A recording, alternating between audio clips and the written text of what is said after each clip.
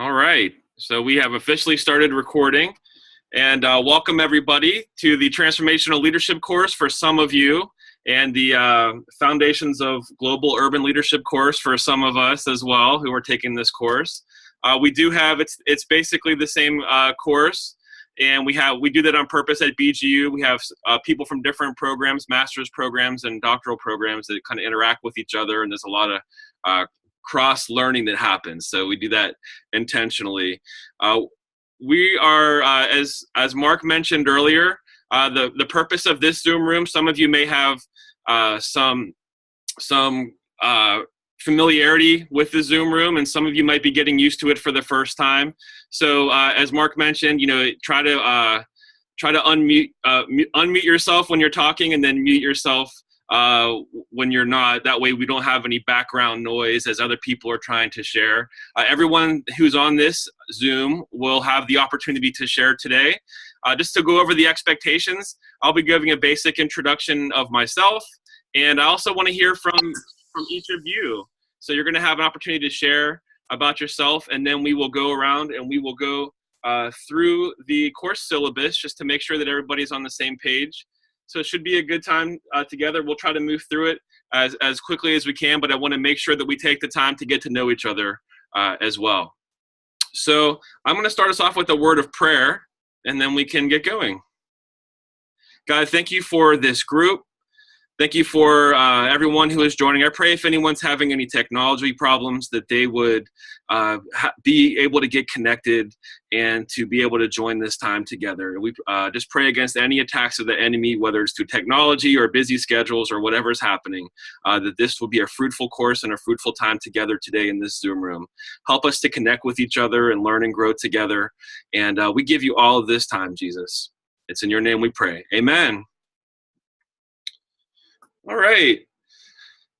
Let me see here. Why don't we go around, and I'll share a little bit about myself in a few minutes here. But for some reason, my name there says Professor One. I'll try to get that sorted out for last time. But for next time, I'm Brian McCabe, and I am thrilled to be interacting with you and spending some time with you today and throughout the course here. And like I said, I'll share more about myself in a few minutes. But why don't we go around, and I want to give you the opportunity.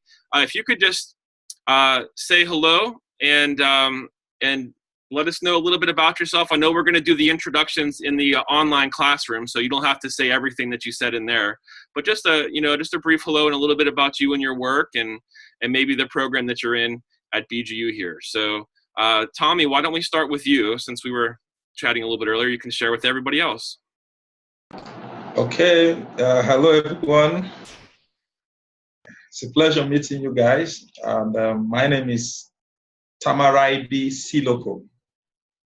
But my friends, my church members call me Tammy. So I prefer Tammy so that the other long name should not be pronounced wrongly. I'm a pastor of Baptist Church, and I'm married with 3 kids. I do a lot of discipleship and mission work and revival movements. So those are my 3 focused areas: revival movements, discipleship, and mission work. Great. Thank you. Anyone have any questions? I know we'll share a little bit more as we go throughout the course. Any questions for Tommy?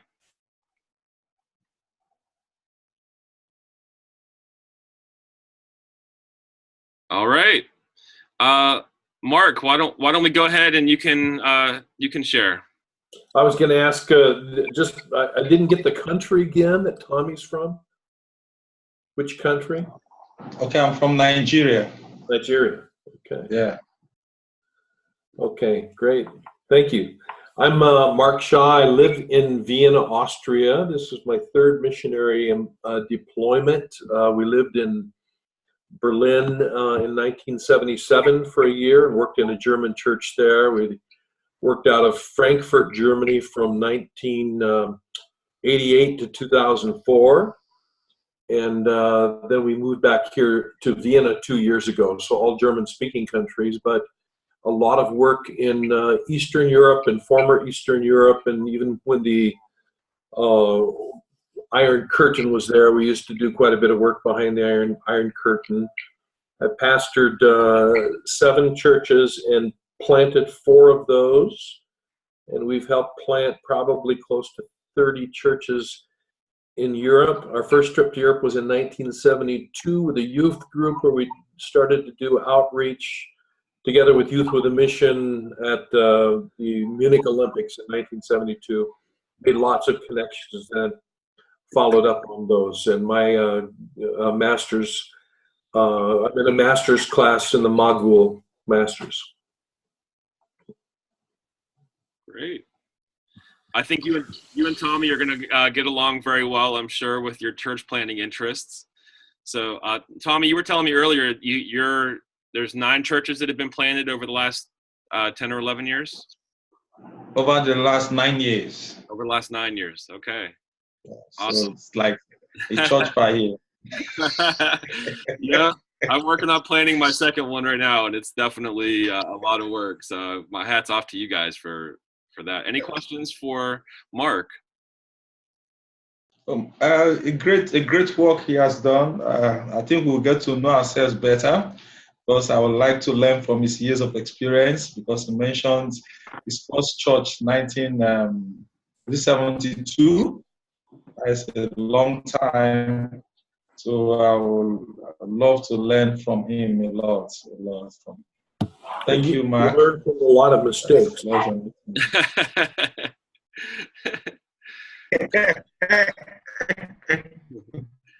Any other questions or comments? Yeah, the mistakes are part of the learning. Yeah, that's the best way about transformational leadership, is we learn from each other, especially when we fail and we mess up, then we can have a lot of good stories to share. So we can learn from each other.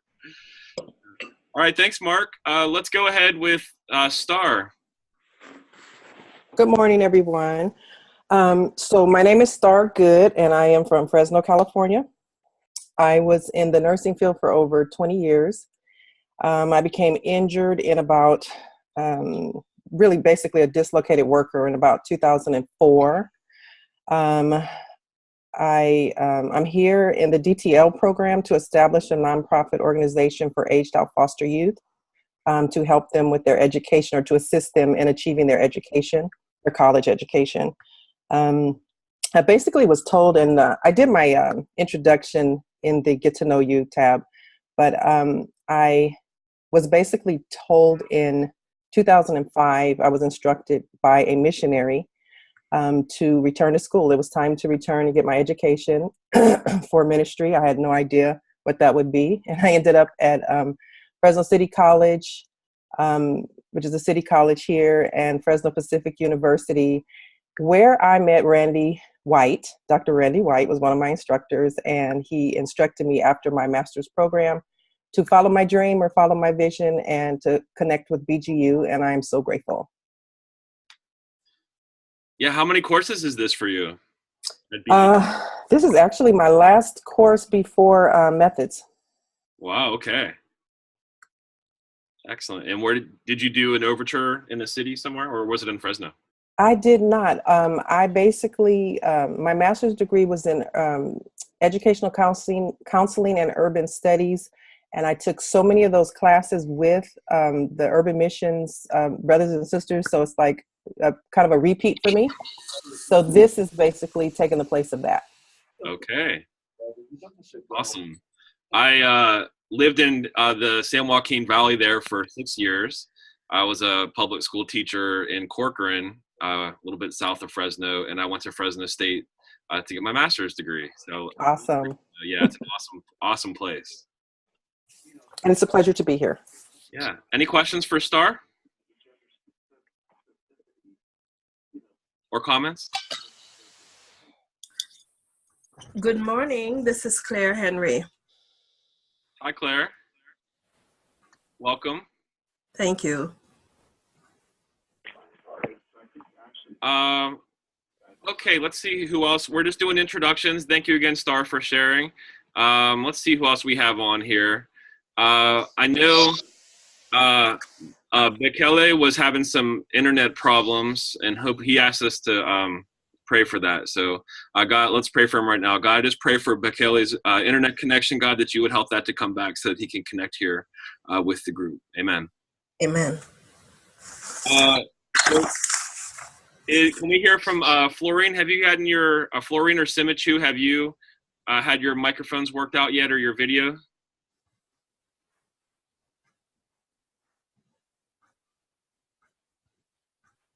All right, I think we're still getting the technology worked out over there. Why don't we hear from, we have Claire, since you're on, why don't you just introduce yourself to everybody? I know you're going to be following along in the course, in the course here, but why don't you just introduce yourself to the group since you'll be connecting as well. Okay. I'm Claire Henry, and I am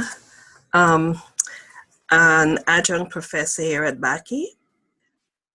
I live in New York City, and I'm quite involved in my local church in terms of its missions programs and its ministry leaders training programs. My interests in transformational leadership stems from the fact that I have seen it at work myself, and I know the power of transformational leadership and also of transformation, as we all do as Christians. However, the challenges are equally grave, and so I look forward to the discussion in our classroom with regards to being a participant in transformation in the city. Wonderful. Any questions or comments for Claire?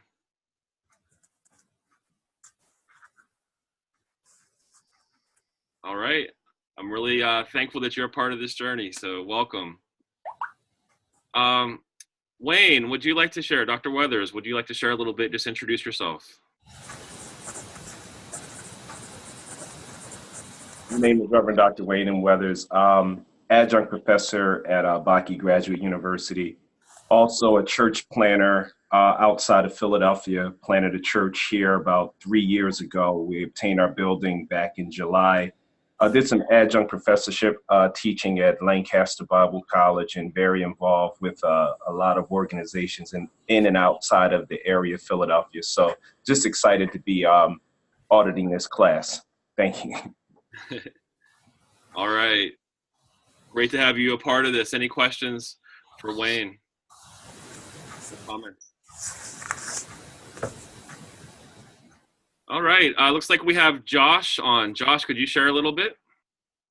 Yeah, sorry to join the meeting late. I'm Dr. Weathers. I'm also in the Philly area. I'm about an hour southwest of Philly, an hour northwest of Baltimore. And so I'm a pastor at a church called New London Presbyterian Church or Christian Life Center. That was founded in 1726, so it's a 291-year-old church.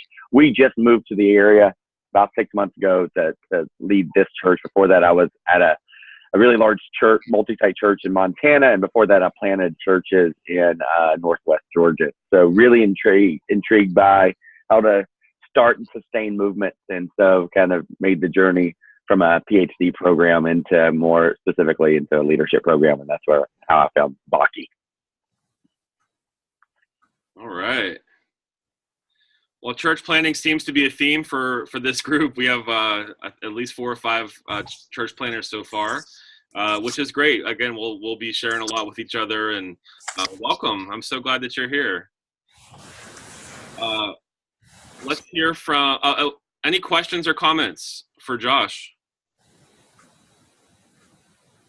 I'm sorry. I just want to find out just what part of Pennsylvania located. Our church is located in Jenkintown, and I used to live in Baltimore at one point in my life, Josh. I just was very curious when you the specific location where you are located. Maybe we can get together on some off time. Yeah, absolutely. I am in southern Chester County, I guess, so where Maryland, Pennsylvania, and Delaware all meet, kind of that lower southeast quadrant of Pennsylvania. So I'm about 45 minutes or 35 miles due south west of Philly. So. All right. Thanks. Any other questions or comments? All right, is there anyone else on who was able to share? Go ahead, now's your opportunity. I think I got it to everybody, but if not, go ahead and jump in.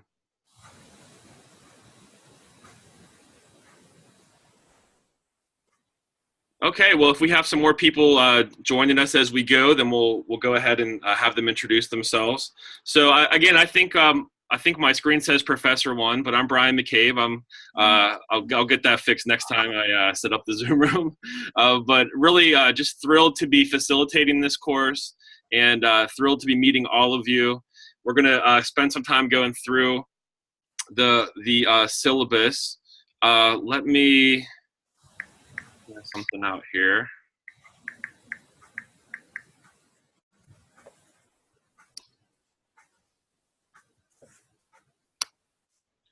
Okay.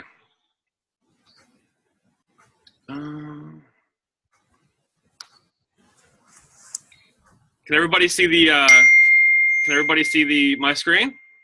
Yes. All right, and my wife is praying for me, so just so you know. That's awesome. Let's see how I can. So we are going to be going through so much of this journey together. I'm really looking forward to it. Like I said, I just wanted to introduce myself a little bit. I'm from the Pittsburgh, Pennsylvania area, and I'm a pastor in a neighborhood called Homewood. I live in the neighborhood of Homewood, and I'll be sharing some more as I go. For my family, here's a picture of them. That's my wife, Julie, and my oldest daughter, Kira, is on the right there, and my youngest daughter is Sierra. I'm a pastor, ordained pastor at a church called Northway Christian Community. I lead the LAMP mentoring program in Homewood, which is a partnership between Pittsburgh Public Schools and our church, Northway Christian Community, and several other churches around the city, where we provide mentors for kids who are anywhere between third grade all the way up till they graduate from high school. And wherever there's a public school that's struggling, I match up a church with that school, and we provide mentors for the kids who go into the school, and they also pick the kids up in the community as well. So it's been a lot of fun. We've made more than 500 mentoring matches over the past about 12 years that we've been involved in that, and it's been a great partnership. I also am enjoying urban church planning. So I planted a church 6 years ago in a neighborhood called East Liberty, which is right next to Homewood, and handed that off about 1.5 years ago to a new pastor. And now I'm planning a church called the House of Manna, which is a missional partnership with Northway Christian Community. It says Thule and USS there. So Thule stands for Transformational Urban Leadership Institute. And that is a program that I started about 1.5 years ago as well, where we do a lot of urban immersion training with people here in Pittsburgh, and also global urban immersion trips to different parts around the world. Most recently was Honduras last year. And the Urban Shalom Society is a group that I'm a part of that does a lot of global advocacy work. And I'll share a little bit about that in just a minute. Here's a picture of our LAMP mentoring program. It's my dad on the left. He was one of the first mentors that I recruited. And my oldest daughter, is on my shoulders right there. This is from a little while ago, but a trip to the zoo with some of our kids in the program. This is a picture of the House of Manna, what a typical Sunday service would look like, or we also do Friday night outreach and lots of different things. This is a community meal that we were having. And this is, as I was mentioning about global advocacy, this is from Singapore last October. A group that I helped to coordinate was a group of faith leaders from different parts of the world who met for the first time with the United Nations to talk about what faith leaders and Christian leaders can do to make a difference in making cities better places for people to live. So that's me on the left right there, and a lot of great people who were a part of that event. So I help to organize these events around the United States and around the world, where I can pull leaders together in urban environments, and we can try to take on some of the toughest challenges that are facing our world. So that's a little bit about me, and we kind of shared our introductions there. I wanted to, I'm actually going to get out of the slide presentation here so I can see everybody. So just a second.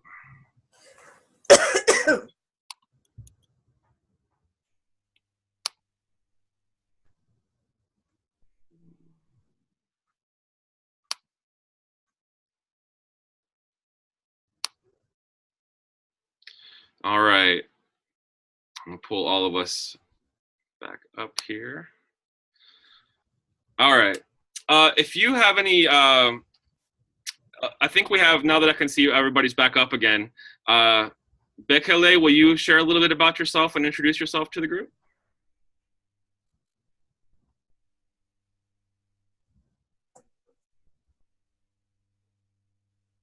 We're having a little bit of a hard time. Yeah, I'm very sorry. My internet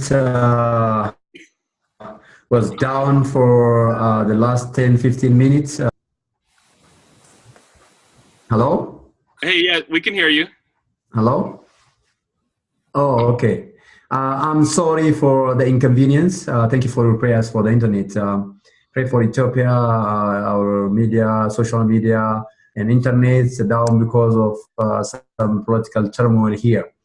My name is Bekele Bedada Tulu. As you see from my profile, I live in Ethiopia, Addis Ababa. I work for a mission organization called Global Disciples, and I'm married. 4 children.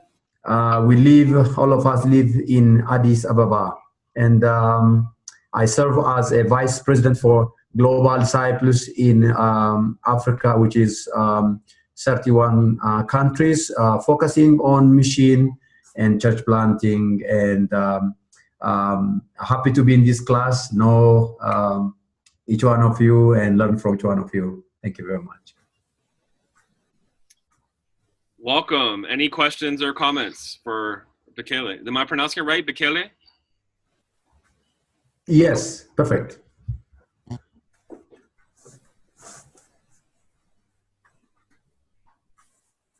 All right. Well, welcome to you as well. And again, if anyone else jumps on here, we'll make sure that we get to the introductions. But what I want to do right now is to work through the course syllabus for a little bit and just give an overview of what you can expect over the next 9 weeks. And again, any questions that you have, please feel free just to jump in, and we'll do that. I have been teaching at BGU for the past 4 years. I'm actually a graduate of the DMIN program in 2012. And I took over a course called Poverty, Diversity, and Social Justice about 4 years ago. And I love teaching that. It's been a lot of fun, and I've really enjoyed it. So this is one of my favorite things to do. Besides being a pastor, is to get to teach. It is really exciting for me.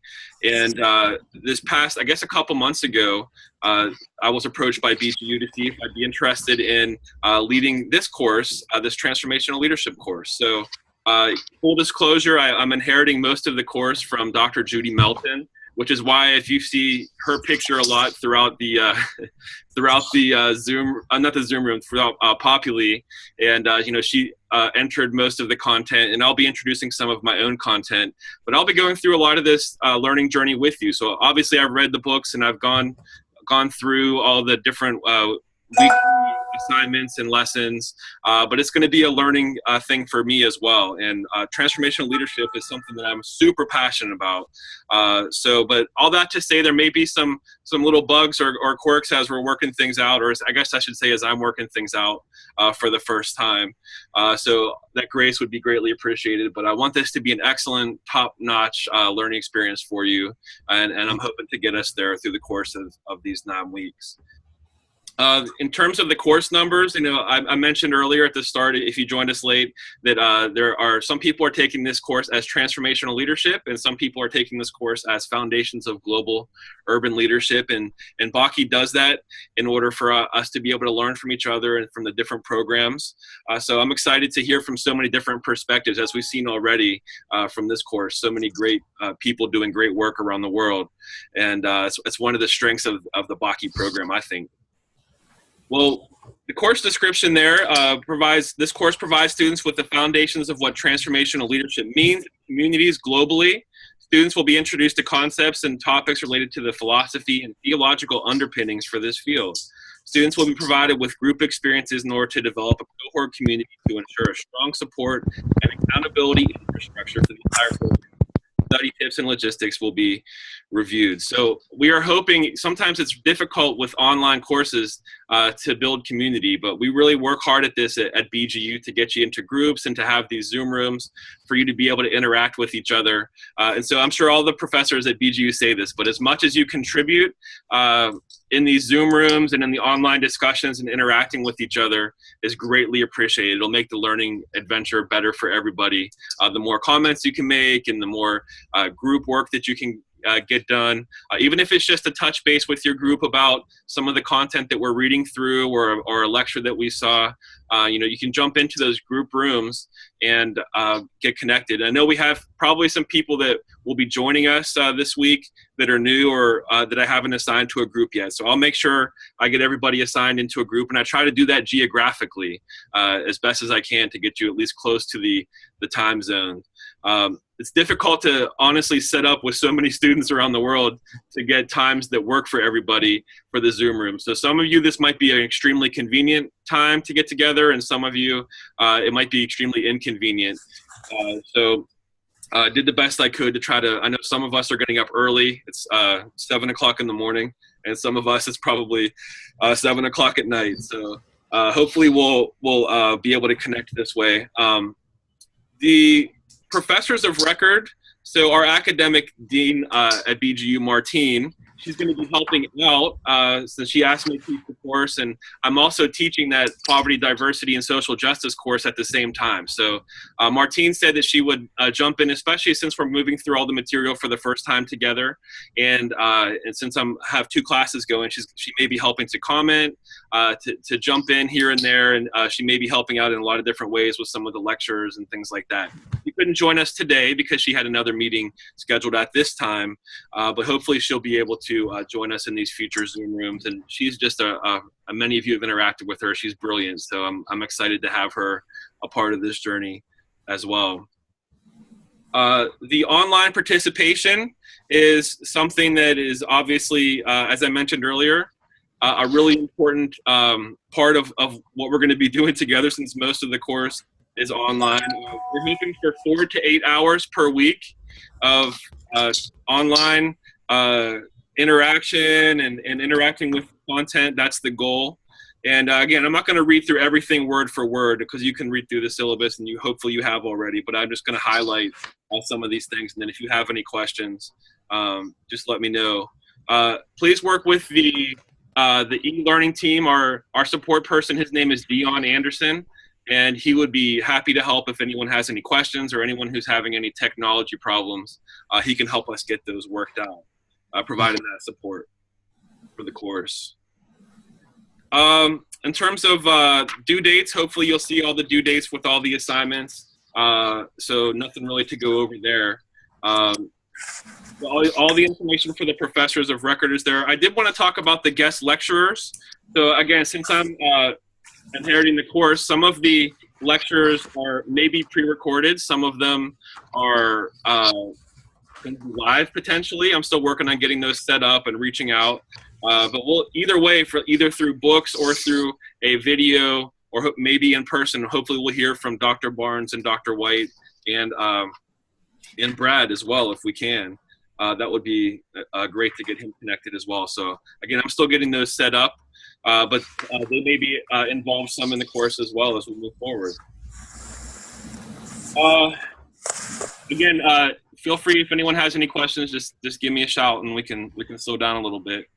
I want to jump into the instructional methodology for the course. You can see there's a lot of different things that are going to be presented, different case studies, different things from the readings to get discussions going online, projects, book reviews, things like that, guest lectures. Our goal is to introduce a lot of different perspectives. The goal is not for me to pontificate from on high for 9 weeks about transformational leadership. The goal is to facilitate learning with my colleagues, with all of you, and to introduce a lot of different perspectives.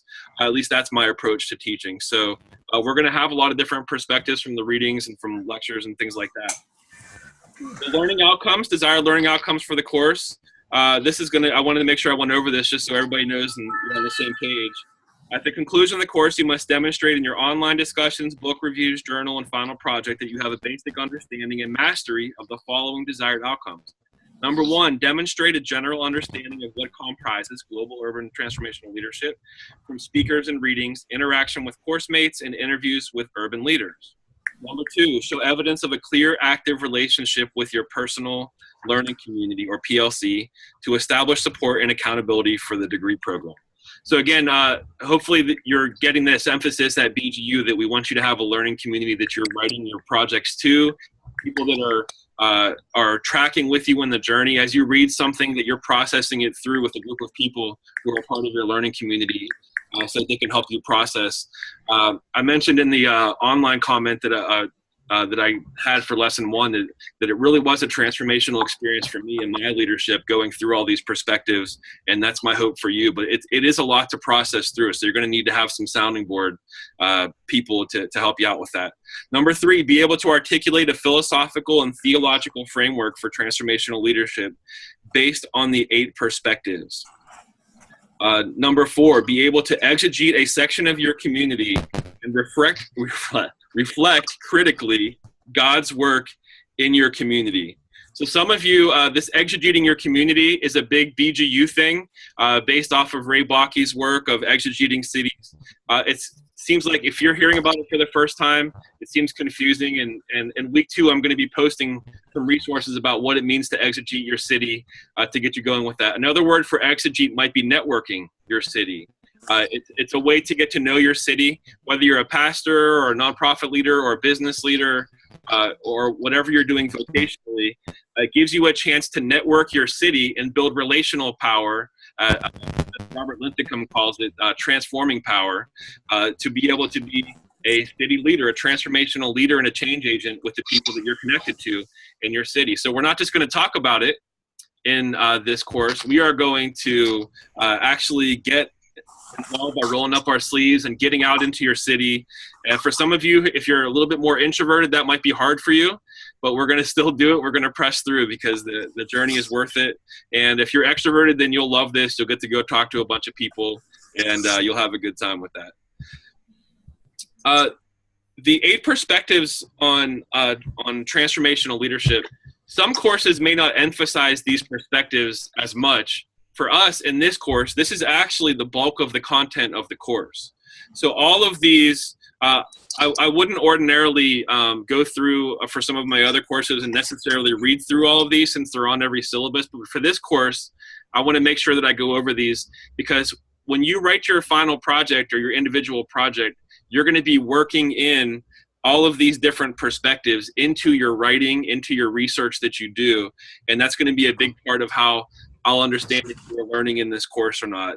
And so with calling-based leadership, the leader seeks to understand God-given gifts, experiences, and opportunities, and understanding his or her unique role as a called instrument of Christ's transforming work in and above world cultures. So when things get difficult, when things get hard, the called leader stays with it.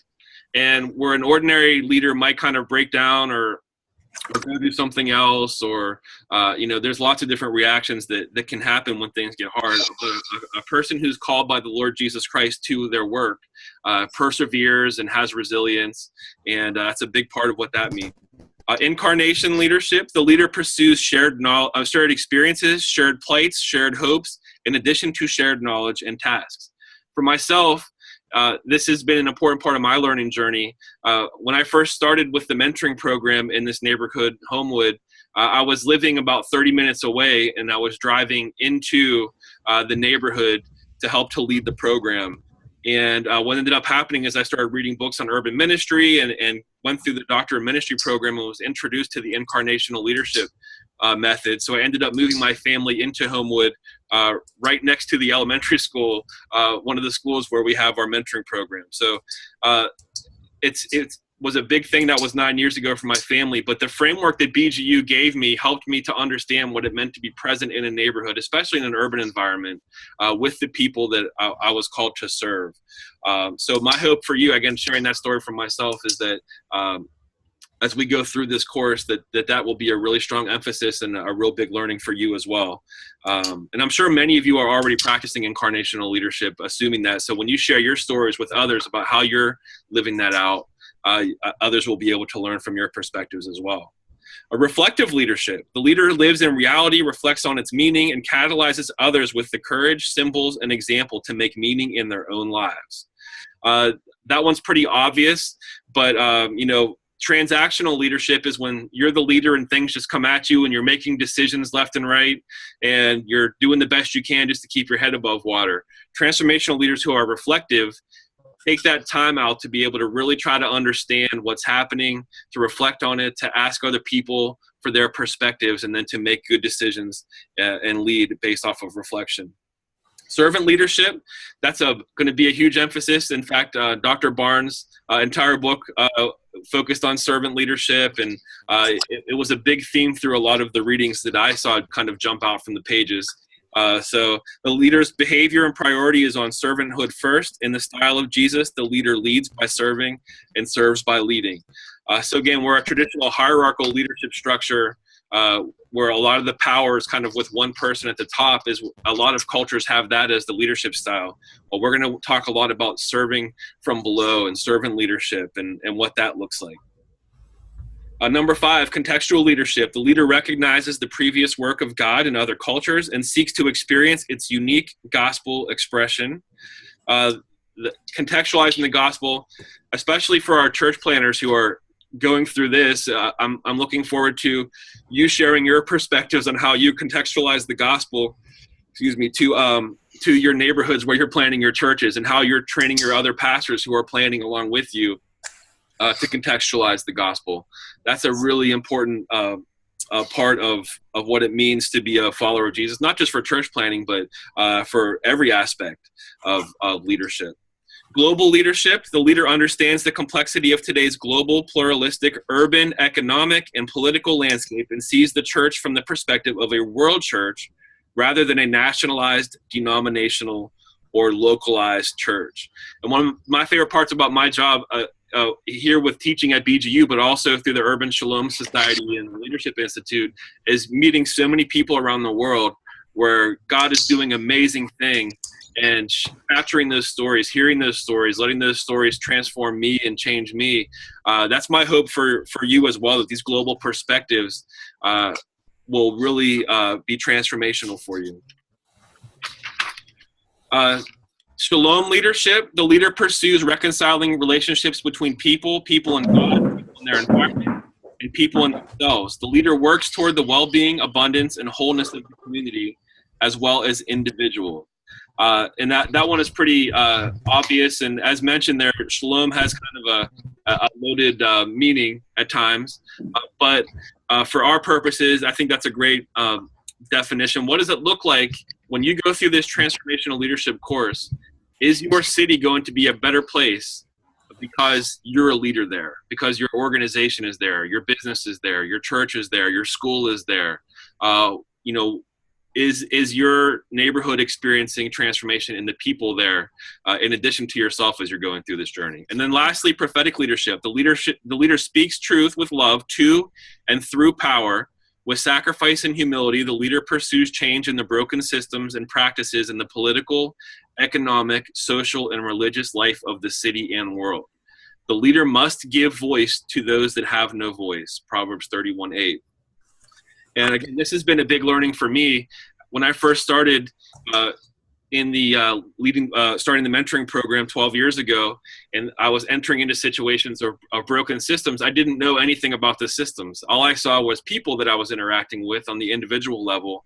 And BGU really helped to open up to me what it really means to understand the systems and to speak truth to power and to do advocacy work and ministry in hard places. That's one of the things that we're going to be talking about throughout this course.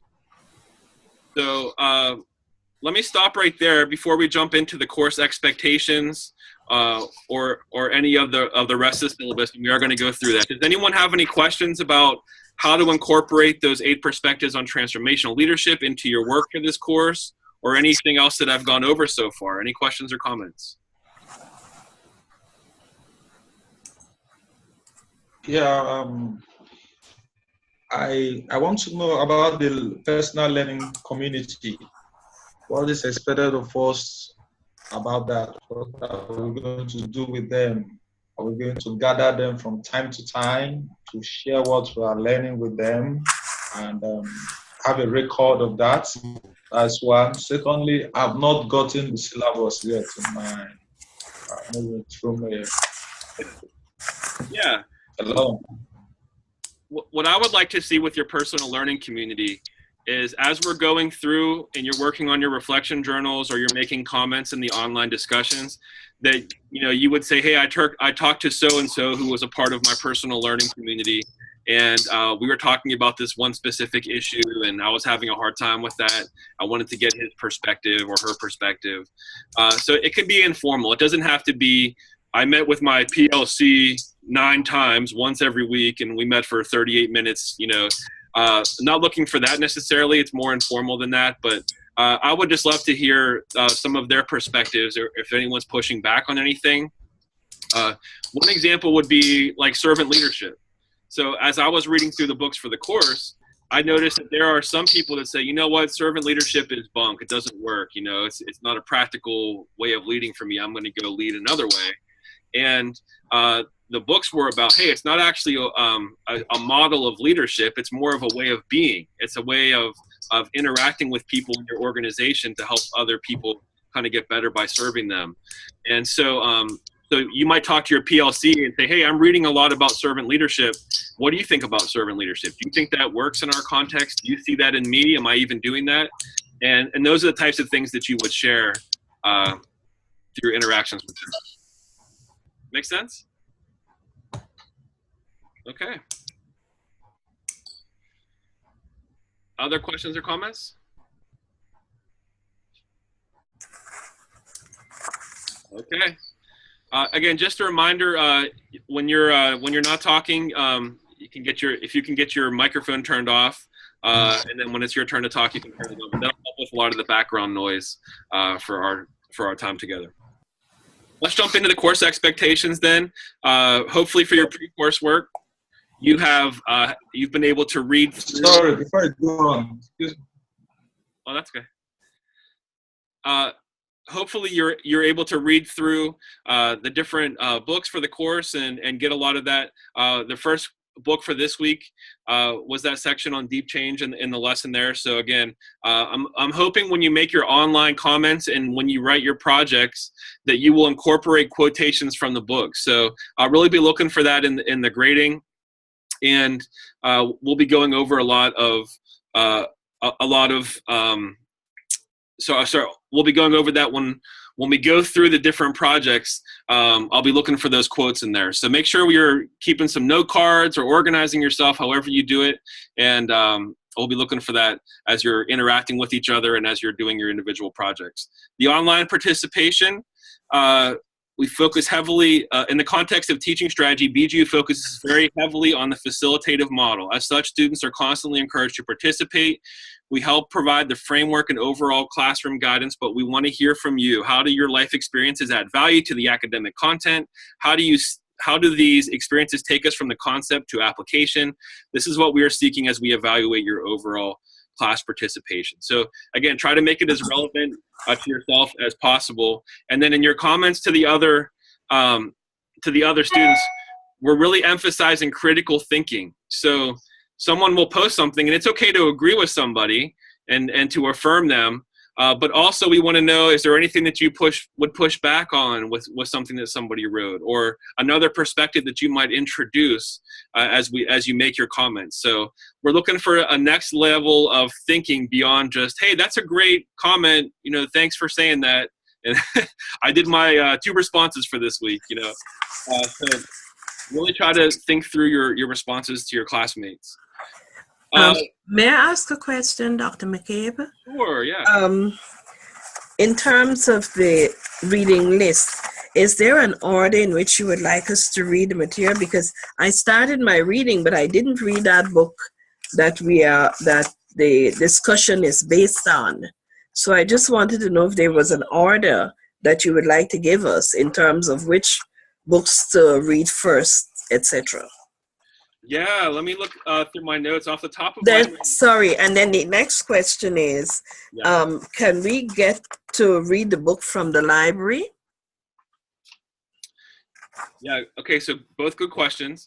Check with our librarian. She's amazing with that. And Jennifer Roman. So in the syllabus, you can reach out to her, and she'll let you know exactly which books. I have paper copies of all of the books, so I didn't look to see which ones are available through the library or not. I think probably Eric Swanson's book and Randy White's book are available through the library. But I'll follow up on that and let you know. I'll check in with them. And then in terms of the order, yes, I think so. This week we're looking at deep change. Week 2, we're going to be going through Dr. Barnes' book, Grace Barnes, and that one. Excuse me, recovering from a little cold here. But her book on Servant First is going to be week number 2. Week 3, we're going to be focusing on Randy White's work. So that would be Encounter God in the City. Week 4, I believe, is Brad Smith, and that would be City Signals. And then week 5, the rest of the books, I think I'll have to get back to you on that in weeks 5 and week 6. Let you know, but that'll at least get you started on if you're trying to consider which books you're going to read first. Sure. That'll get you going in the right direction. Good questions. Thank you. Okay. So all the instructions for your book reviews are right in there. I'm not going to read through that whole thing because hopefully it's pretty self-explanatory, but there is a change in the book reviews. You are required to write 1 book review for each credit you are taking the class for, i.e. if you are taking the class for 3 credits, write 3 book reviews. If you're taking the class for 4 credits, 4 book reviews, etc. Submit 3 of the reviews during weeks 2, 4, and 6, and upload into the assigned Dropbox found in the online classroom by the due dates mentioned in the online classroom. All book reviews will be included in your final project as chapter 1. So wanted to make sure I went over that because in the past, I know when I was teaching last year, there was a policy that I was following, that there was a minimum of 6 book reports that were due for every course that I was teaching. And this is a little bit different change that was recently made. So we got this in to the syllabus. I wanted to make sure everybody knows the expectations. And it's a little bit confusing with the wording there. I don't want you to submit 3 book reports in each week. I want you to, you can submit 1 in week number 2, 1 in week 4, and then 1 in week number 6. And everybody's taking it for at least 3 credits. So there'll be at least 3 book reports. If you're taking the class for 8 credits, then you would have 8 book reports or 6 credits and all of that together. So we're wanted to make sure that everybody was clear on that. And then I also wanted to let you know, and Martine actually encouraged me to do this, and this is the first time I'll be doing this, but please submit your first book report on time.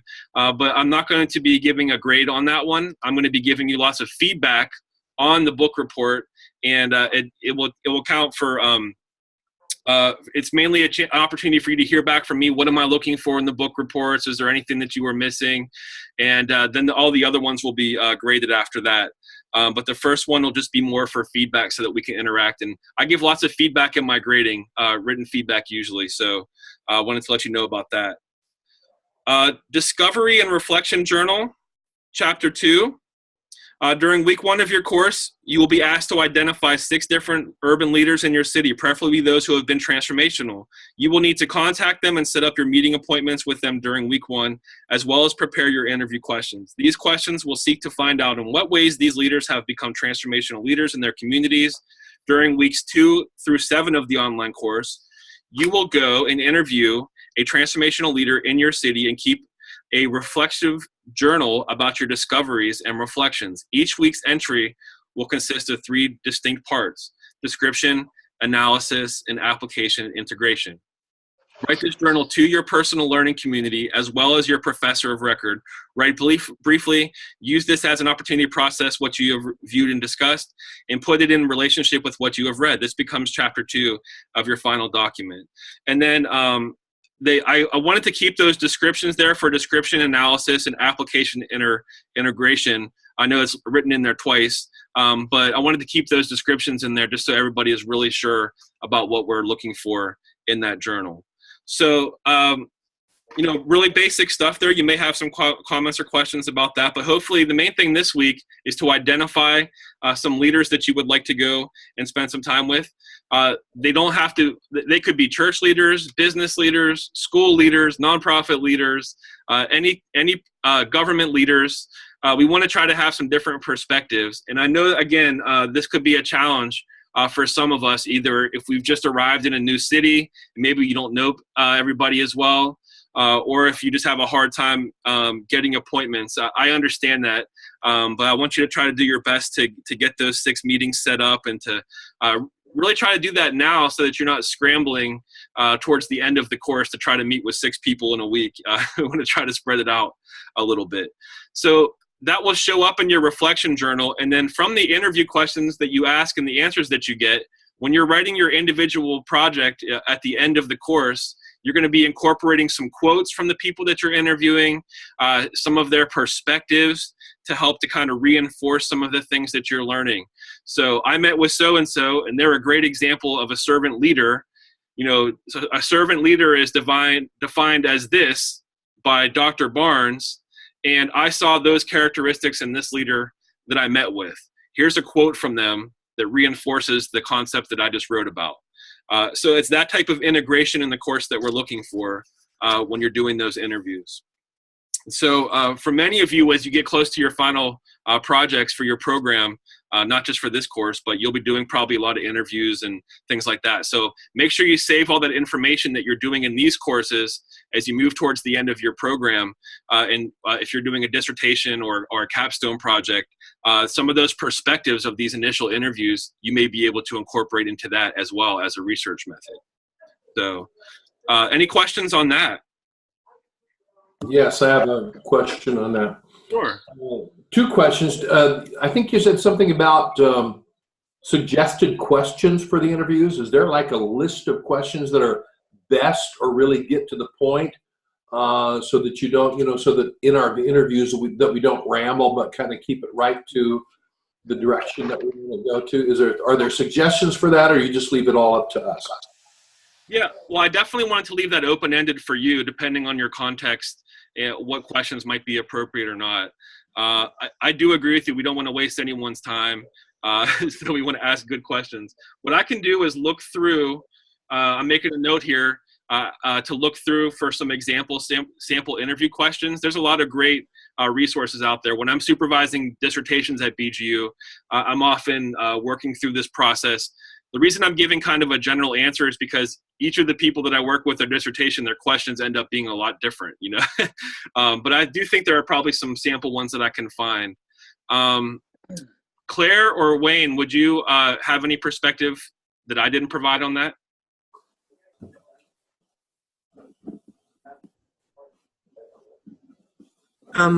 With regards to the interview questions, I generally like to develop my own.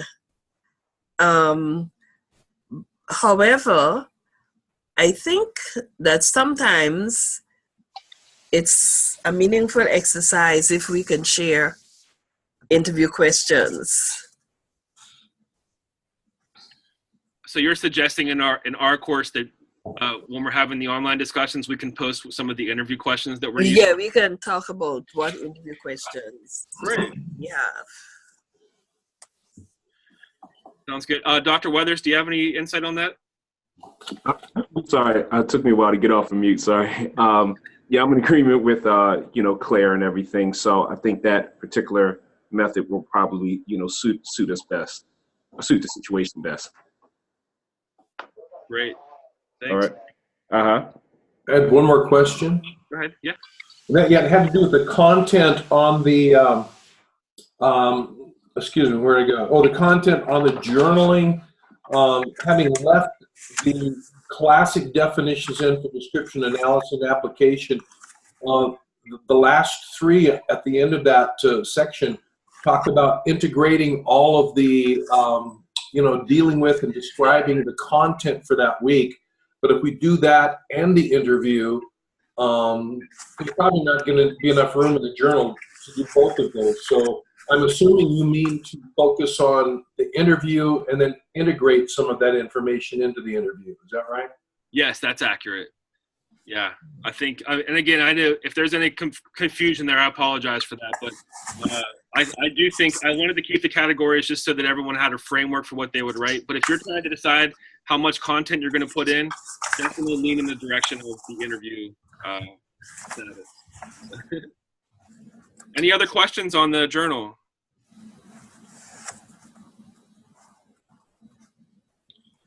All right.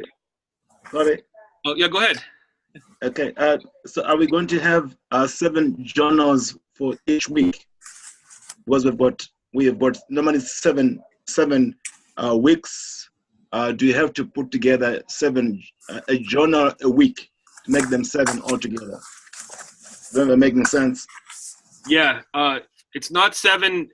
It's not 1 for each day of the week. It's 7 total for the. So there's just 1 journal per week. 1 per week. Okay. Starting this week. Okay. Starting this week. Yep. Okay. Got it. Again, you're asking for 6 interviews, but 7 journals? Yes, let me look back through that. Yeah, because I think we're going to have some, we'll be doing some group interaction in week 7.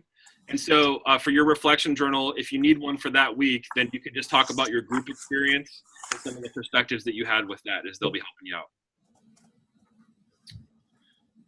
All right, the group project, city/community exegesis. At the start of the class, you will be assigned to a group with whom you will interact and work throughout the course.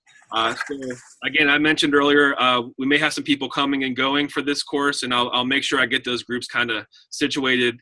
I probably won't reassign you if I've already listed your group, and you can, if you've already reached out to that person, that's great. But I'll try to make the groups, again, geographically as best as I can with the time zone differences to help you communicate. Please go through the following steps. Take the time to exegete your city between weeks 2 and 4. Please check the info page and the listing page for more specific instructions. So in the info page, I'll post something about what it means to exegete your city, what that looks like. And then if you have any questions in week 2, we'll be going over that during the Zoom room next week, and we can talk about that. Get together with your group in week 5 and compare and contrast your findings. How is God at work in your city/community? What challenges could the church pick up in your city community? What common assets and what different challenges did you encounter? Why? Just take time to get acquainted with each other's community's assets and challenges. And then number 3, get together with your group in weeks 6 through 8 and prepare a Zoom presentation as a group that will present a synthesis of your findings as a group. A synthesis of your findings will be your presentation in a Zoom room session as a group where each of you will present. You may use programs like PowerPoint to demonstrate your findings. So a lot of courses at BGU do this, and some of you may have questions if you've never done this before. So I don't want it to be confusing for you, but your group project is actually, you're going to be working with them just like as described in the syllabus there, but your group is helping you as an individual with this exegeting your city project that you're going to be doing. And then when you go into the Zoom room at the very end in week 9, let's say there are 3 people in your group. So ahead of time, your group will have determined, okay, you're going to present first, you're going to present second, and you're going to present third. As you've worked together as a group, your group will help to strengthen your project presentation, which only will last for 5 or 10 minutes. It's just going to be a real high-level overview. So if you have a group of 3, it should not last more than 30 minutes. Each of you would take 5 to 10 minutes. And you're just going to present an overview of this exegeting your city and the findings that you had, the signs of hope that you saw, the signs of need that you saw.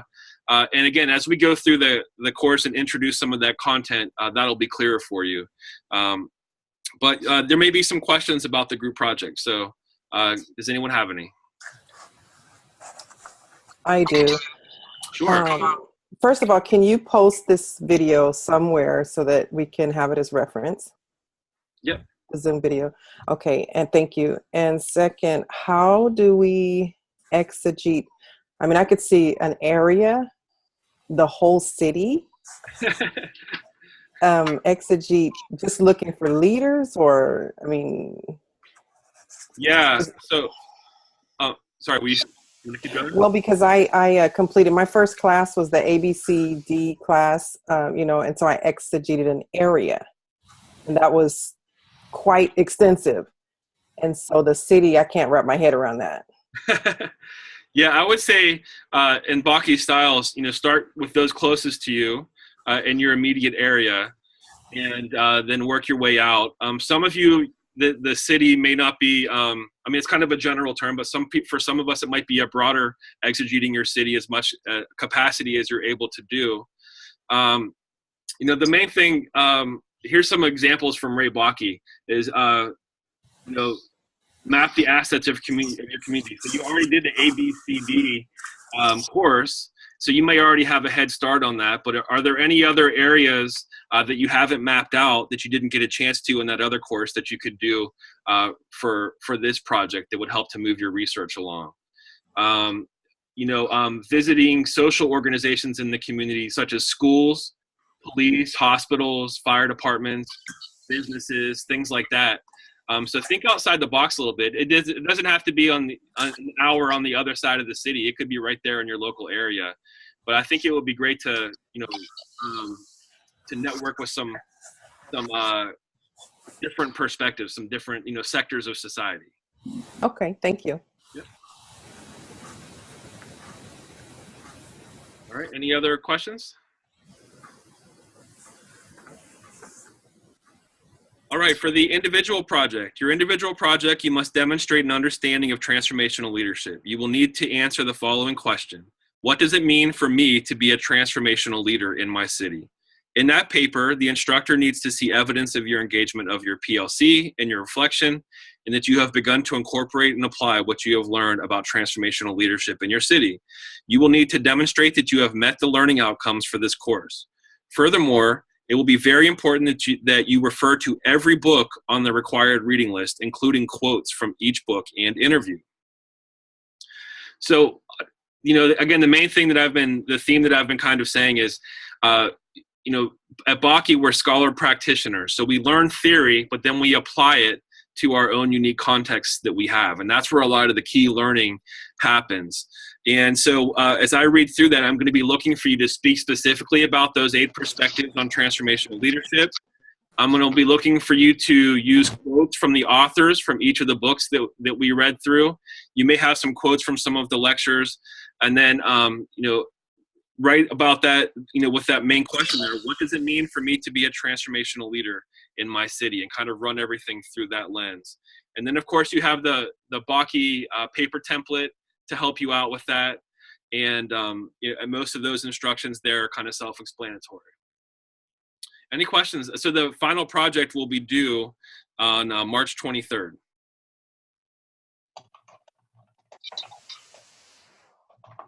Are we all good on that?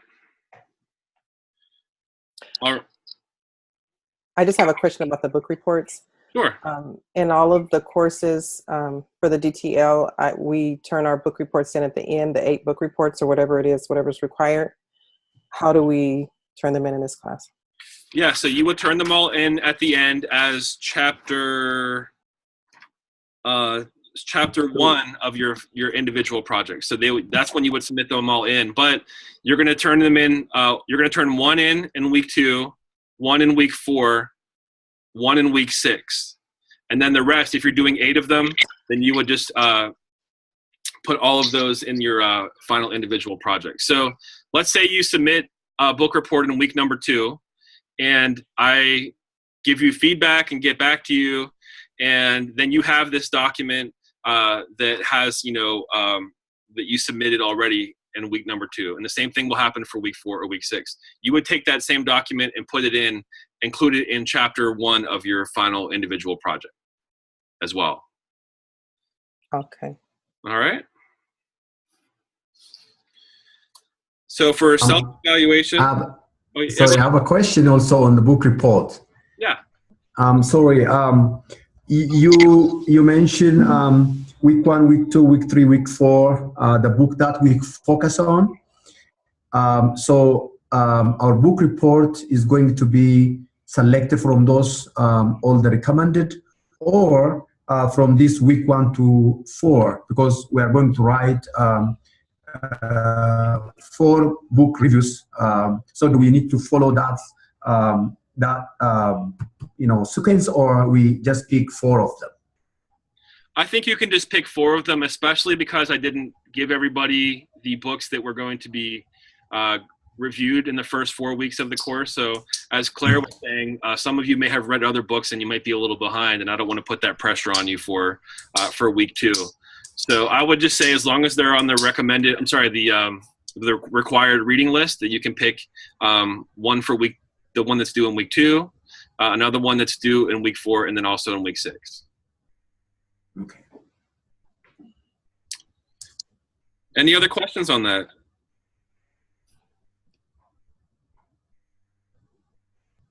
Okay. So moving through to the self-evaluation, which would be chapter 2. I did have one question. Yeah, go ahead, Mark.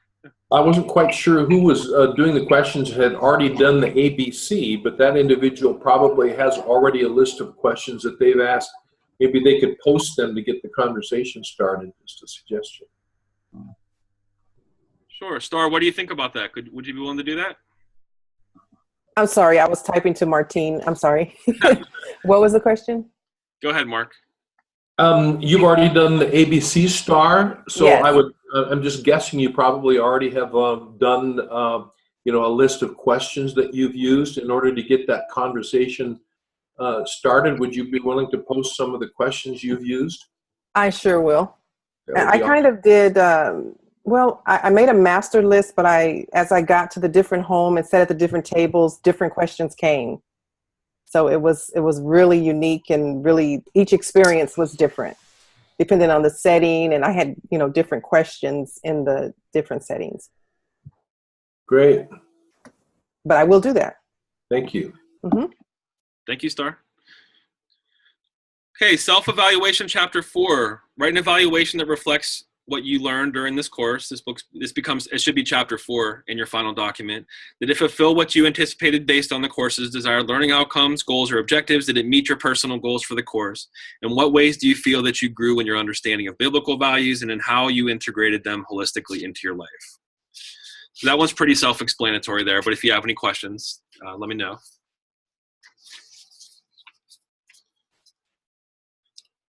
Okay. And then if you, the next page on this syllabus, page 7, it says, this is not an evaluation of the class, but of your learning experience. Assign yourself a grade. And sometimes students that I've had in previous courses feel uncomfortable giving themselves a grade, but please go ahead and do that. I know it might feel a little bit weird for some of you, but I'd appreciate that. Submission of final document. Every project must be submitted using the BGU approved paper template, APA format.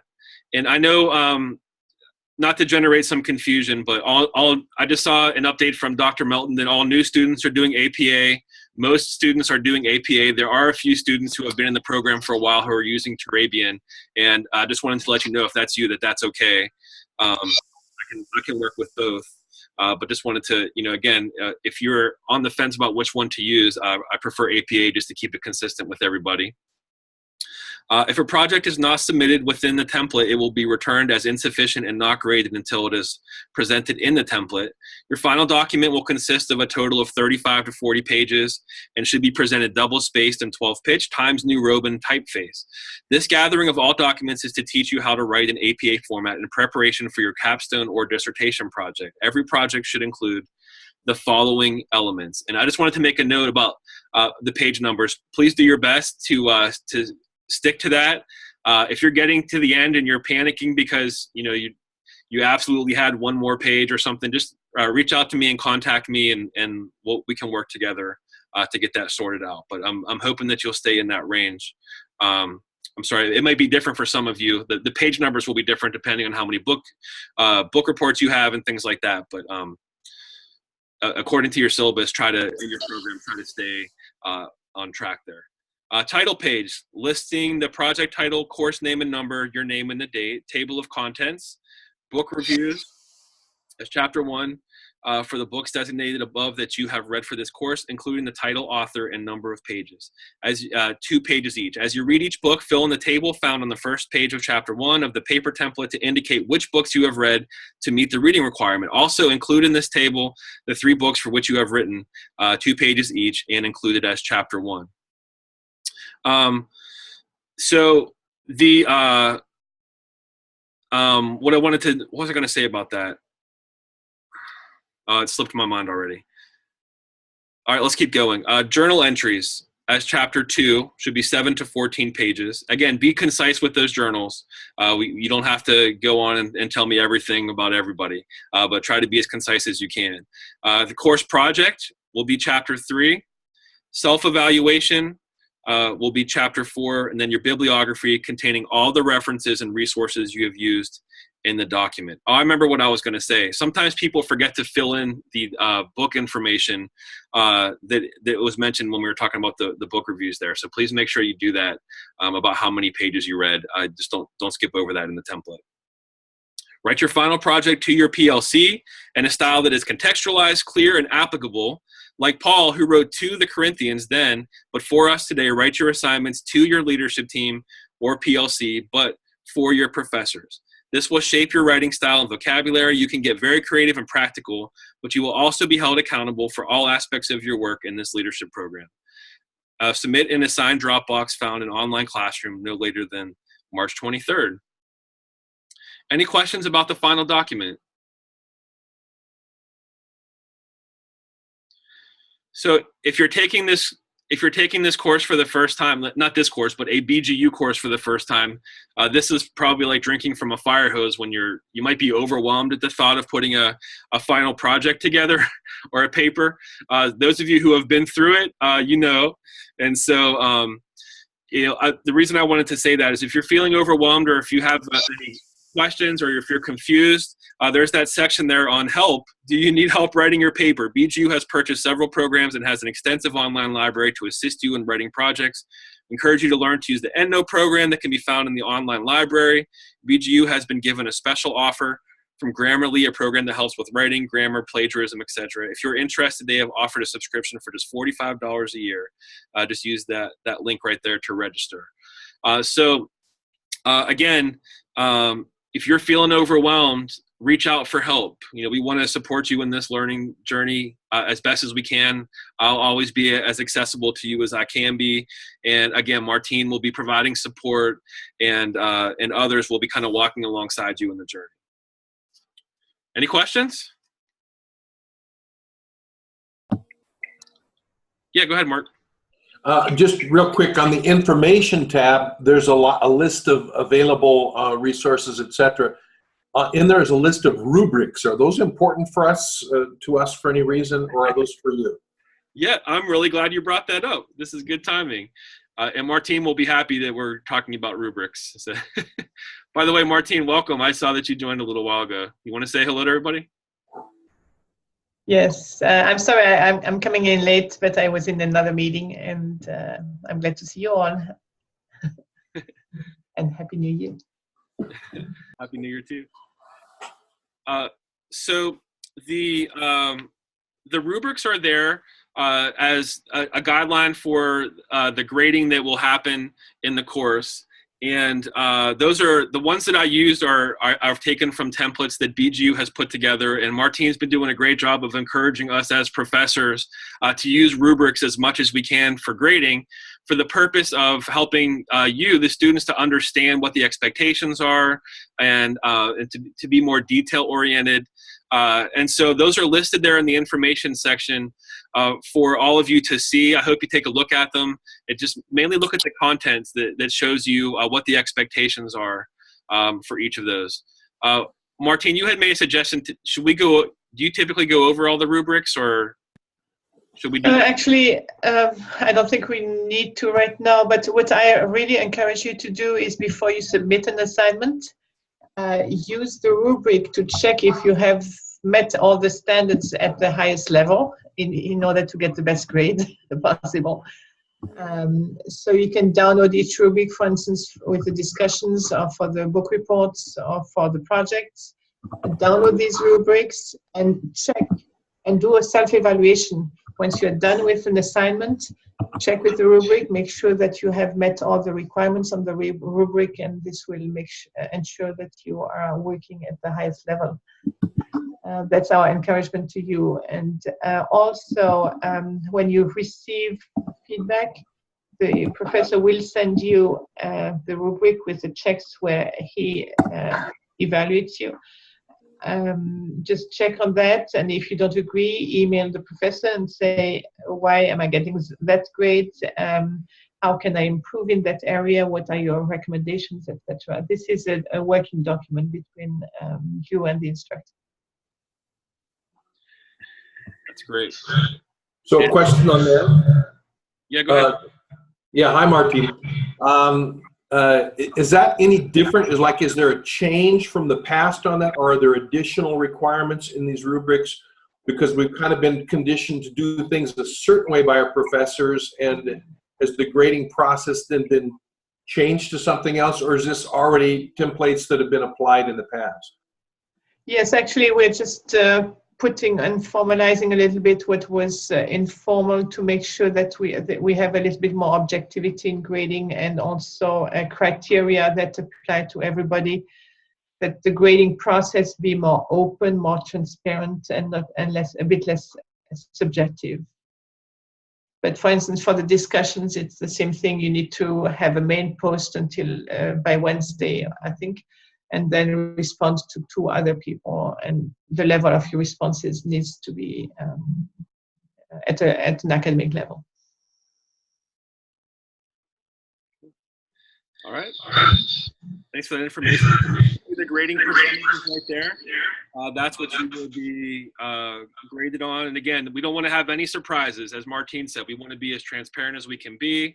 The one thing that you don't see reflected there, and I want to make sure that this actually was a recent thing as well, is making sure that attendance is a part of the grade as well. So that'll be incorporated into the online discussion component of your grade for attendance. Any questions on the grading? You can see the grade scale there. So again, it's graduate level work, so we're not anticipating anyone getting any any D's or F's, or this is academic work that we're doing, and we have great students at BGU, so I never have any problem with that. But again, if you're struggling, please reach out because we want to support you. You can take a look at the grading criteria there. I'm looking for theological reflection, critical thinking. I mentioned that earlier, but that's going to be a big point of emphasis throughout the whole course. Online discussions, reflection journals, individual projects, group projects. We're looking for critical thinking. Take it to the next level or the next gear that you have to really think through the content that we're processing. Contextual application. Every once in a while, a student will write a project that is very theoretical and they didn't really apply it back to their context. And so just want to make sure that we're emphasizing that we're scholar practitioners. So every theory that we learn, we're trying to reapply to our own context. And that's really what that means. Form, technical quality.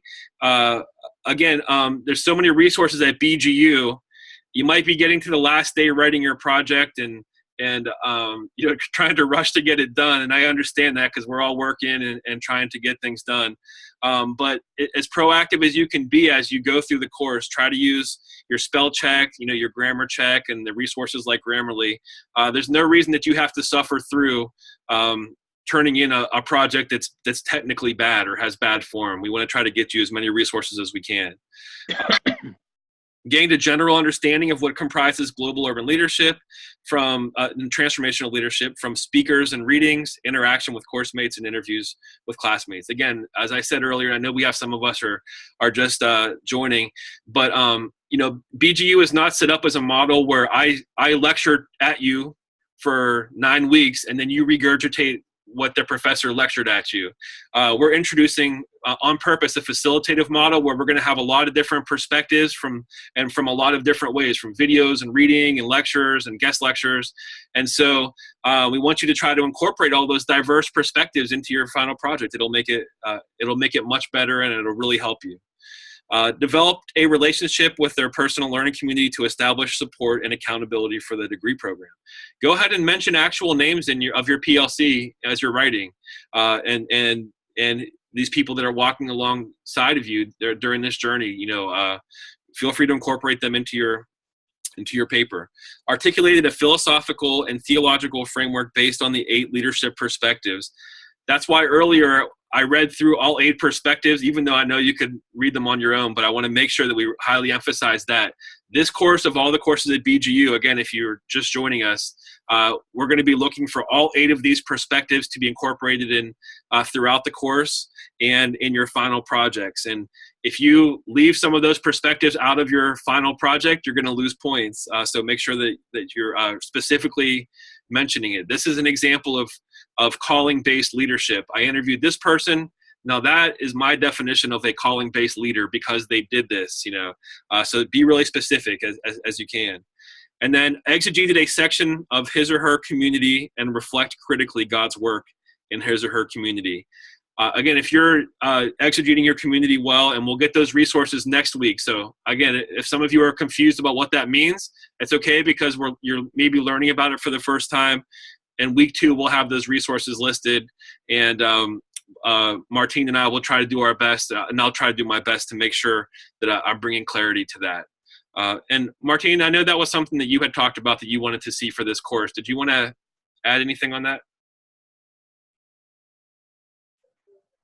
Oh, I think you're on mute still. Okay, sorry.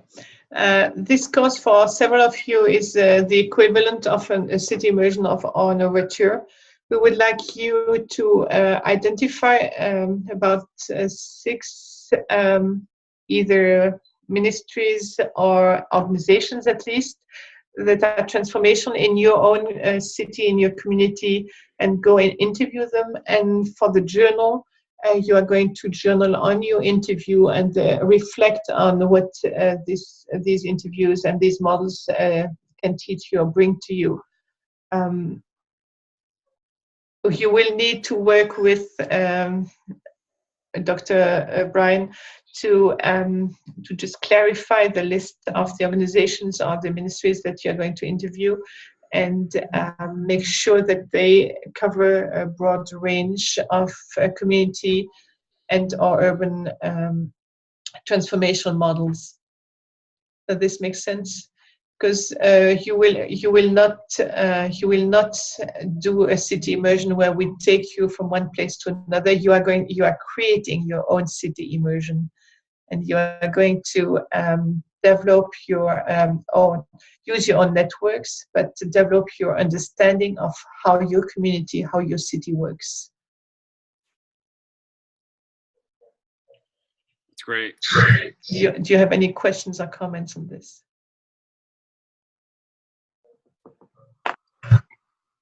All right. Sounds good. Excellent. Thank you. Thank you. So you may only demonstrate understanding of 1 or 2 of the desired learning outcomes in the individual assignments. Your professor will grade you on whether you have demonstrated an understanding of all the desired learning outcomes in the final project. So just wanted to make sure I'm looking for all 8 of those to be intertwined with your final project there. And I would just add, I didn't mention this earlier, but one of the things that I'm personally involved in is publishing the New Urban World Journal, and also publishing books with different chapters from perspectives of transformational leaders around the world as part of my work through the Urban Shalom Society. So just wanted to mention that if your project, if you really enjoy this, hopefully you'll enjoy this and you'll have fun, and you'd be interested in maybe sharing some of your findings that you discovered in your city with other leaders around the world. I think I've already, through the journal, published 3 or 4 different perspectives of former projects that students did. And it's a lot of fun to be able to kind of get your ideas out there. So when you get to the end, if you're interested in that, we can talk about that for sure. But no pressure. I'm not putting that on you. I'm just letting you know it's an opportunity. So, all right. The required reading list. Once you have read the required books, fill in the remaining required number of pages by choosing from the recommended list. Some alternatives to the recommended list can be negotiated for various specialized topics or regions of the world. Consult with me to obtain approval for alternate books. Make sure you copy the registrar if you receive approval to use books that are not listed in these lists.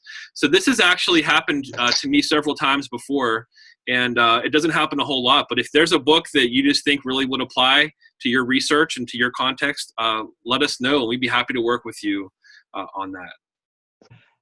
May I just interject? Yeah. Jennifer Roman, our BGU librarian, has now hundreds of books that she has been able to download as PDFs.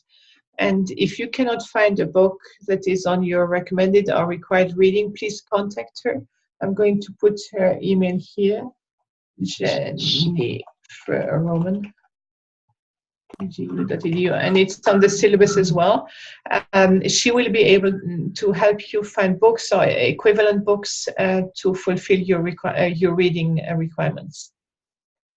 Question Yes. on that? Go ahead. Question? Yes. Martine, on the books that are downloaded, Smith's signals in the City Signals? Yeah, City Signals. It downloads, but the print is so gray when you print it out, it's very difficult to read. Is there a Word copy of that? Or is it just... you may want to ask Jennifer. She might know. Okay. Yeah. I know that I don't have one, but she might know how to get one. Thank you. Any other questions as we go through the books? Just to highlight them, Dr. Barnes' book, Serve Him First, Submerge by John Hayes. It's one of my favorite books. I'm so thrilled that that's a part of this this course. I think it's one of the best books on incarnational ministry that's out there. Ledbetter's Reviewing Leadership. I actually had not read that before this course. And I was so pleasantly surprised by the different perspectives on Christian leadership that were found throughout that book. It was actually, I've been recommending it to some people because of the content that's in there. It was good stuff. Leadership by Lucier and Achua. Deep Change by Quinn. City Signals by Brad Smith. To Transform a City by Eric Swanson and I think it's McNeil, but Eric actually supervised my dissertation, and he has so many great perspectives on cities. He's a former BGU grad, and just a wonderful resource. So I'm really glad we're reading through that one as well. And then, of course, Randy White's Encounter God in the City. There's some great resources in that book and Randy's book about how to lead other people in some of these urban immersion opportunities and to get to know their city and things like that. So excited that we're reading through that. And then, of course, we have the journal article as well. Leadership Theory and Research in the New Millennium. I'm not going to go through all the recommended reading. So again, those are some of those books I know are in some of the other courses, but some of the ones that I would just highlight for you, Viv Griggs' book, Companion to the Poor. Again, it's not required to read for this course, but it's kind of like one of the main books for incarnational ministry and leadership approaches. So I highly recommend that one. Os Guinness, The Call was a life-changing book for me.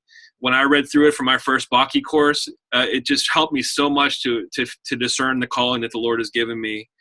And theirs is The Kingdom Has Some Great Stories from Robert Lupton. It's almost like he pulled together a bunch of blog stories. So it really shows you that you have to have a sense of humor for this type of urban leadership. When you really roll up your sleeves and you jump in, there's lots of crazy stuff that happens. So that's a cool book. Melba McGay's book, Transforming Society, she speaks all over the world on development and transformational leadership. She's phenomenal. Again, all of these are really great resources. And I actually, I didn't know Richard Twist had a book, so I ordered it. I haven't read it yet, but when I saw it on this list, I wanted to make sure I read through that one as well. And he passed away a few years ago, but there's a lecture in my other course that I teach at BGU that he does that's just phenomenal, has a great perspective. So any questions on any of the required reading? Sorry, can we have the full details of this syllabus to our mailbox? Can you ask that again? What you need the syllabus? He's asking for the full syllabus in the mailbox. Actually, Tamarabi, it is on the info page of your course in Populi. You have a lot of documents and you have the syllabus that can be downloaded. And you have a lot of other documents that you should be downloading. So you go on the course webpage in Populi, and then you click on the info tab. And on the right side, you will see a number of documents that you can download, and including books as well. Okay, thank you. Yes, Joe? I noticed some of the books on Kindle, you cannot identify the page number. They use the word lock or location. Yeah. How do I cite that in an assignment? There is no page. It's just location. What do I do? Because some of us, we can't access the hard copies from this side of the world.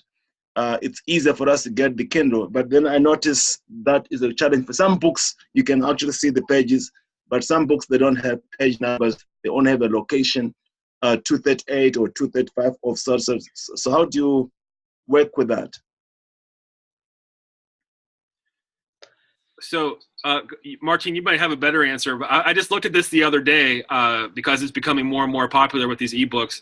I was looking at an APA reference guide, and I just can't remember off the top of my head how they said to cite it specifically. But I'll try to track down that information, unless, Martin, you already know because you work with. Yeah, I mean, you use the lock reference, okay. But on the APA manual, you will find the sequencing, but it's not much different.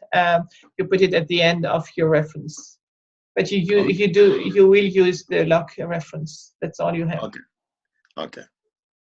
All right. Well, thank you. Yep. Any other questions on that? My last question. Sorry, my last question, Doc. Yeah. Is on that book, on that required book, Leadership Theory, Application, and Skill Development. They don't have that on Kindle at Amazon. So I know I can't give an excuse. I just have to get the book. Actually, go and contact Jennifer. She might have a PDF version, and if it might not be the latest edition, but that's fine. If you have a previous edition, it's okay. Okay. No, thank you. Thank you so much, Martin.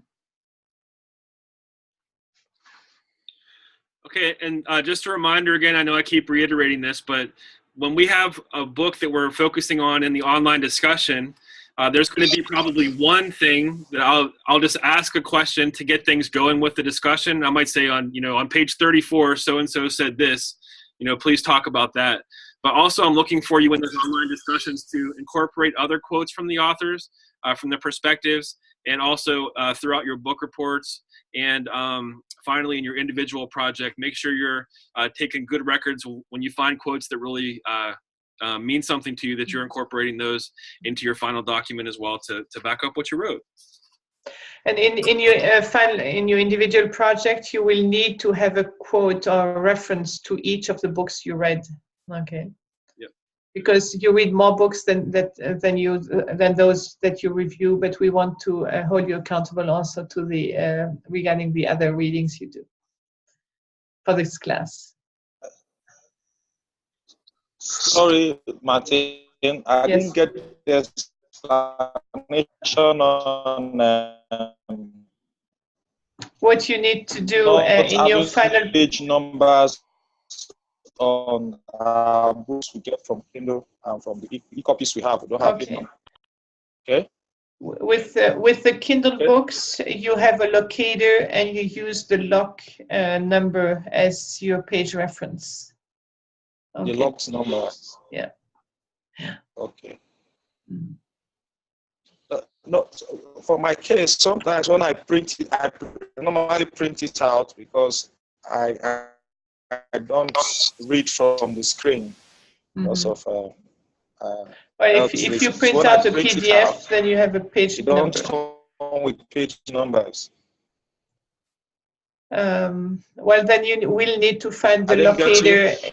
Yes, then you need to find the quotes on your Kindle for PC software and use that locator, even if you have printed the book.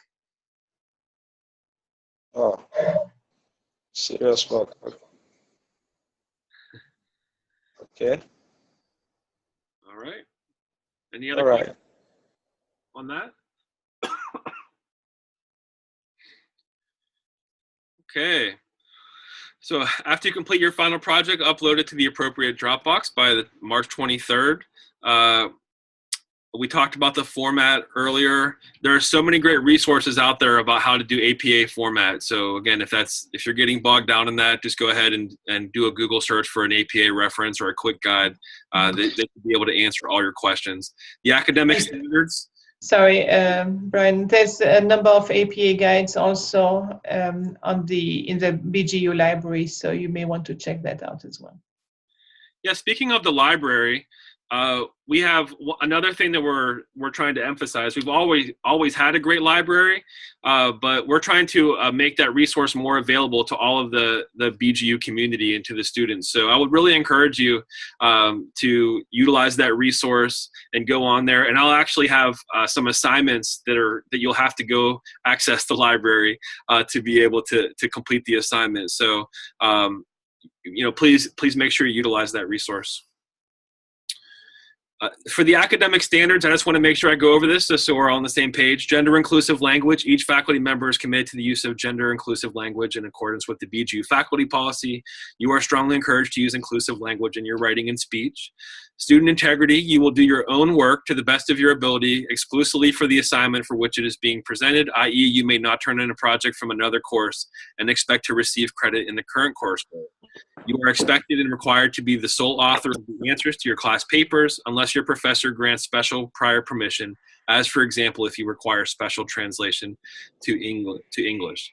And again, I mentioned this earlier as well, but when you go through the BGU courses, we do want you to be building up a whole mound of research as you head towards your capstone project or your dissertation. But what you don't want to do, so you might have some crossover as you're doing your research with other classes that you've previously taken. But again, what you don't want to do is take your whole class. I already did that asset mapping project in the ABCD course, so I'm just going to go ahead and submit that one for this transformational leadership course. Not that anybody would do that, but just wanted to be clear about that and make sure we're on the same page. Plagiarism. BGU acknowledges the principles of academic integrity. Consequently, all forms of dishonesty, including plagiarism or cheating in any form, are wrong, non-productive, and contrary to BGU's educational objectives and the student's best interest. Anyone caught submitting work contrary to this policy will be appropriately disciplined. And then finally, it is your professor's expectation that you will interact with the books you have read, the lecturer's comments, your personal experiences, and the Bible. Do not use Wikipedia or similar references as they are unreliable. It is also expected that you have properly researched your paper and will make liberal use of footnotes and references. If you have any questions in this regard, you may email your professor for clarification. During the course, if you have questions related to your coursework, please be sure to ask either during class or individually with your professor. So again, I had a student last year who submitted a final project that it might have had one or two references in it. The rest was just that the student was kind of just presenting content. And so I had to actually work with them to go back through and make the footnotes. So I guess the simplest way of saying is I know that you're smart and I know that you have lots of good things to say. And in academic writing, we're really trying to work with these quotes to have it be formatted properly and to back up what you're saying. So there's going to be a big part of your document that is just your thoughts and your context and your project and your perspectives, but also it should be filled throughout with lots of quotations from the different perspectives throughout the course. So we want to help you with that if you have any questions. All right, well that's it for the syllabus. Any questions on the syllabus?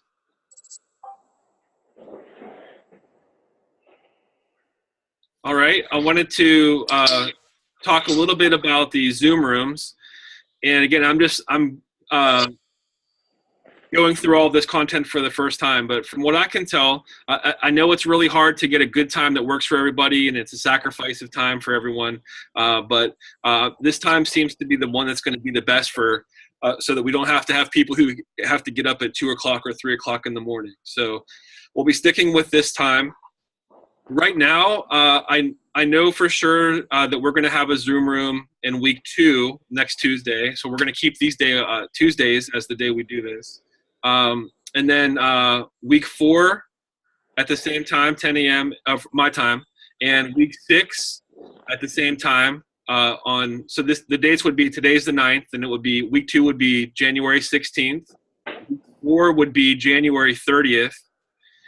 Week 6 would be February 13th, and week 9 would be March 6th. And week 9 would be the group project presentations that I was referring to earlier. Depending on if the enrollment for this course grows or not, depending on how many groups we have, we may add an additional Zoom room in that last week to accommodate everybody being able to share. So we might not get through all of it in one Zoom room if the course grows any, but I think we'll be okay with just the one. As I work to arrange some of the guest lecturers, and as I mentioned, I'm kind of working through that. May need to add a Zoom room, but I'll do my best to kind of stick to what I just shared with you. And I'll also post this in the course so that you can see it and read it and know, so that you can arrange your schedules ahead of time. Any questions on the Zoom rooms? No question on the Zoom room, but can I be excused to go and preach? Absolutely, go ahead. Enjoy, have fun. The church is waiting for me. All right, well, we'll be wrapping up soon anyways, but thanks for joining Oh, us. thank you. Do we have anyone else that did not have the opportunity to introduce themselves earlier that joined us throughout the course of the time here?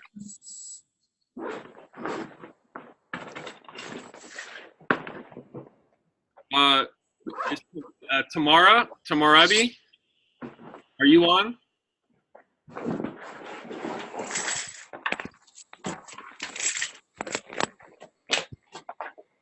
I guess not. Maybe we're having a bad connection there or something.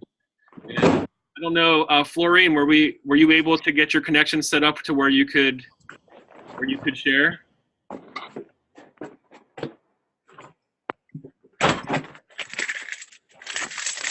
Okay, anyone else that I missed then? I guess we must be having some technical issues there too. Anyone else have any closing questions or comments? And if not, we'll just. I have a comment. Yeah. Oh, I would just like to encourage my classmates for the interviews to get them as quickly as possible scheduled, because I ran into a huge problem trying to go week by week because leaders are very, very busy. Yeah, this is why in the week 1 you don't have necessarily a strong graded discussion because or journal assignment, because during week 1 you work on scheduling your interviews. A question for Star. Yes. Dar, do you know where you'll publish those question suggestions on the site? Would you guys like them to be on the dashboard or in our regular discussion for the week? Does Martine have a suggestion on that? You can put them on the dashboard so they're available to everybody, I guess. Great. Okay. Thank you. Okay, I'll do that. Thank you, Star. You're welcome. Any other questions or comments? Right. Before I'm gonna, we'll wrap up here in just a minute, but my just last word of encouragement. I know I've said this a lot, but we're here for you. We're praying for you. We're gonna do our best to support you through this journey, and I'm excited to see where the Lord takes us and as we learn together. Thank you for carving out the time today. Greatly appreciated, and I cannot wait to get to know you and to hear your perspectives in these Zoom rooms and in your writing. So thank you for joining this course and for taking it and kind of trusting myself and Dr. Martine with your time. And we're going to do our best to make the best of it for you, to make this an awesome experience. So I just wanted to add that. And Martine, before I end, I'm recording this for the first time. So before we get off, I'll have you guide me through how to make sure the recording is how I in the room. So okay, thank you so much, Dr. Brian. I really appreciate your energy and the passion that you bring into this course. I want also to remind everybody that there's a third person here on the website that has a virtual office. It's Mrs. Yvonne McKenzie. She's working on her DTL, and she is available for you to just talk to, like a little bit like a chaplain. It's going to be off records. If you want it to be confidential, she's going to keep it confidential. She has the time and she has the gift to do counseling and to support you in any way possible. She's the director of academic services for BGU as of January 1st. So there should be, I have not checked today, but there should be 3 virtual offices, Dr. Brian's, Yvonne's, and myself. And definitely any question, please email us or contact us in any way possible. My Skype is on each email as well. Great. Would you like to close us out? Okay. Father, we thank you for the beginning of this class and this course, for all the possibilities that you offer to us for learning. And thank you for this class. They come from East and West and North and South, but we are all together in your name just to learn together and to journey together for these 3 months. I pray that you empower each participant, those who are present and those who are absent, to really move forward with the learning and also be encouraged throughout the different challenges of this course, that you are bringing to them more tools, that you are equipping them in a better way so that they can serve your church and the communities where they are serving. I pray for your blessing, for your protection on each of them, on each of their families, on each of their communities. And I pray that you guide us so that we can communicate effectively and be an encouragement to each other. Thank you for this group, Father, and I commit it to you in Jesus' name. Amen. Amen. Thank you, everyone. We'll see you next week. Okay. Bye. Bye-bye. Good to see you all. Thank you. Okay, Martine, can you walk me through the... Yes.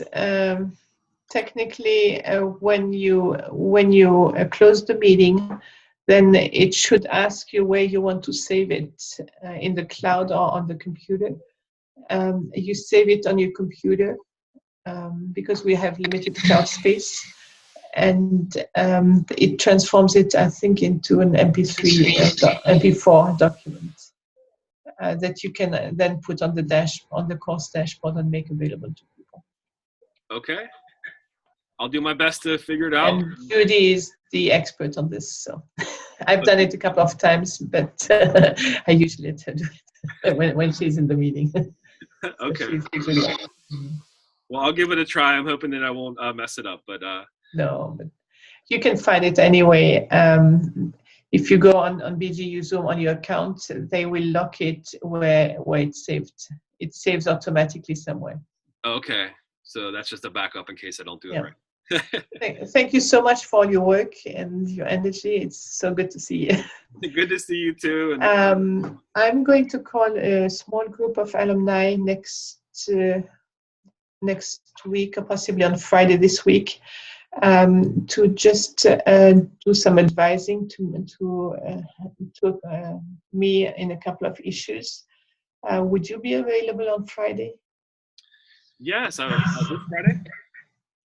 This Friday, yeah. Yes, during the day I'm available. So. Okay, like probably around you are EST, right? Yep.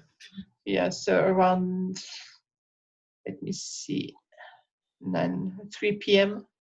Would that be okay? Yes, that would work well. Okay. Thank you. I'll send you an invitation. Okay. Okay. I appreciate knowing ahead of time, though, so thank you. That's helpful. Okay. All right. Looking forward to this. Blessings to you. All right. Enjoy the rest Have of a your good day. evening. Bye-bye.